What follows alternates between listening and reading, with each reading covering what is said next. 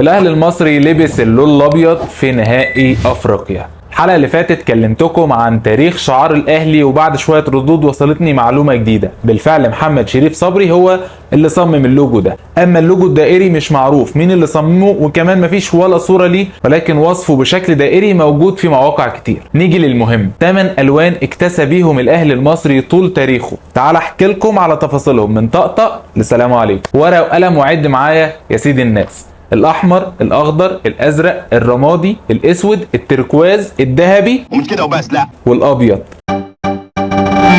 في الوان مش هركز عليها عشان بتبقى اطقم تانية او تالتة ملهاش تأثير او سبب، الموضوع بيبقى تغيير مش اكتر، زي مثلا اللون التركواز موسم 2019-2020، وكمان في نفس السنة دخل لون جديد على النادي الاهلي وهو الاسود، وكان اول ظهور ليه قدام النجم الساحلي في ملعب رادس. كمان الاهلي اعلن عن اللون الذهبي كتيشيرت ثالث في الموسم اللي فات، موسم 2022-2023، ولكن الغريب ان الاهلي ما ظهرش بيه ولا مرة واحدة على حد ما انا فاكر يعني. واخيرا اللون الرمادي اللي ظهر بيه النادي الاهلي لاول مرة في تاريخه في بعض المباريات في موسم 21-22، اهمها طبعا كاس العالم للانديه. بالمناسبه الموسم ده الاهلي كان بيلبس 3 اطقم مميزه جدا، الاحمر ووجود النسر في خلفيه التيشيرت، والازرق المرصع بالاحمر بشكل ممتاز جدا، واللون الرمادي كان حكايه، وشكل اللياقه كان عظيم الصراحه. واكيد النجمه الغاليه جدا البطوله الافريقيه ال9، والقاضيه ممكن قصاد الغريم الابدي نادي الزمالك، واللي بالمناسبه كانت اقوى نسخه لنادي الزمالك في اخر 20 سنه تقريبا. كده اتكلمنا عن 4 الوان مفيش فيهم قصص او مفاجآت. نخش بقى على التقيل. النادي الاهلي هو اول نادي في مصر يكون 3 فرق رياضيه بتشارك في نفس الوقت وبنفس الاسم.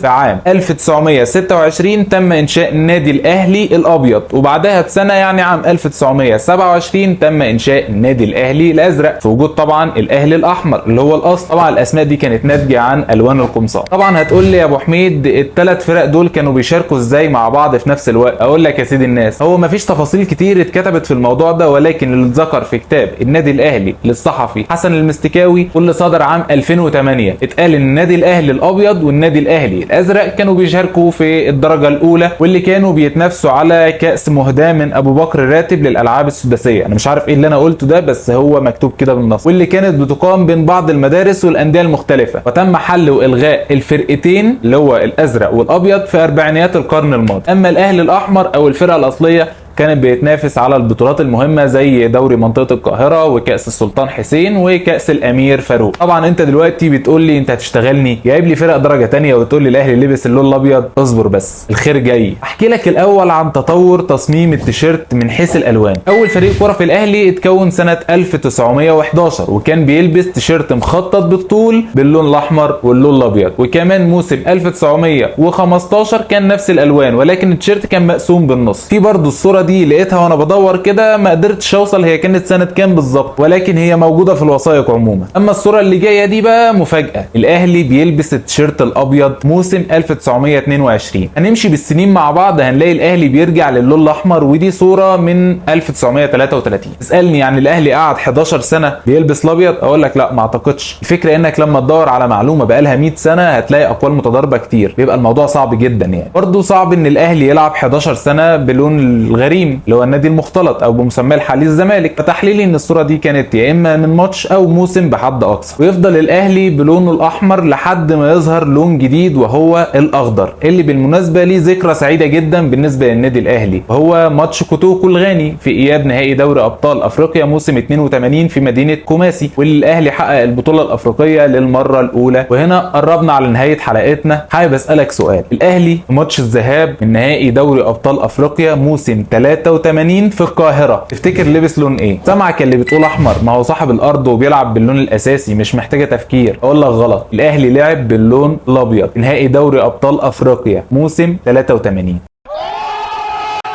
على ما احكي لك، مجدي عبد الغني مع يلا كوره اتكلم في الموضوع ده وقال ان الاداره طلبت من فريق الكوره انه يلعب باللون الابيض، ويقال ان نادي كوتوكو سافر لمصر مع تيشيرتات باللون الاحمر بس، ما كانش جايب تيشيرتات تبديل، ما كانش جايب لون تاني معاه. وكمان دي مش اول مره الاهلي يظهر فيها باللون الابيض. دوري ابطال افريقيا لعب قدام الاشغال الصومالي في موسم 82، وامام كانون الكاميروني سنه 83 برضه لعب باللون الابيض. طبعا اللون الازرق ما اتكلمناش عليه كتير، لكن اللون الازرق ده يعني حبيبنا صاحبنا موجود معانا بقاله 20 سنه تقريبا من 2002. للعلم انا اول تيشيرت اشتريته للاهلي كان عماد متعب رقم 13 اللون الازرق اللي كان فيه خط ابيض من هنا. وطبعا مش هننسى جونه في الزمالك لما عدل بيمينه كده وشاطها في الشمال في البعيده. قول لي رايك في الكومنتات، تقبل تشوف الاهلي بيلبس اللون الابيض ولا لا؟ لو عجبتك الحلقه لايك وفولو كده. يبقى اتكلمنا عن تيشيرتات الاهلي من طقطق لسلام عليكم.